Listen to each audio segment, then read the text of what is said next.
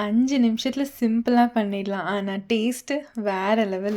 வணக்கம். இன்னைக்கு நம்ம வெங்காய தொக்கு எப்படி பண்ணுறதுன்னு பார்க்கலாமா? வாங்க.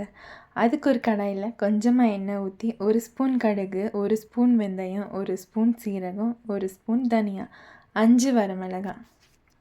இது நல்லா ரோஸ்ட் ஆனதும் இதை நம்ம தனியாக அரைச்சி எடுத்துக்கலாம். அதே கடாயில் 1/4 கிலோ வெங்காயம் கட் பண்ணி சேர்த்துக்கலாம். நான் பெரிய வெங்காயம் தான் இன்றைக்கி எடுத்திருக்கேன். அப்புறம் லெமன் சைஸ் புளி, தேவையான அளவு சால்ட் போட்டு கண்ணாடி பதம் வர அளவுக்கு நம்ம வதக்கி அரைச்சி எடுத்துக்கலாம்.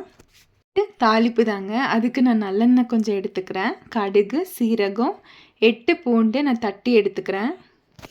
1 கைப்பிடி அளவு கருவேப்பிலை, 1/2 ஸ்பூன் பெருங்காயத்தூள், 3 வரமிளகாய், அப்புறம் நம்ம அரைச்சி வச்ச வெங்காய விழுது, மசாலா, இது ரெண்டுத்தையும் நம்ம சேர்த்து வதக்கிக்கலாம்.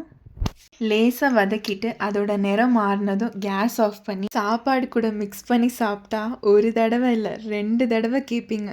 இந்த வீடியோ உங்களுக்கு பிடிச்சிருந்துச்சுன்னா மறக்காமல் சப்ஸ்கிரைப் பண்ணிட்டு வாங்க. சமைக்கலாம், சாப்பிடலாம். பாய்.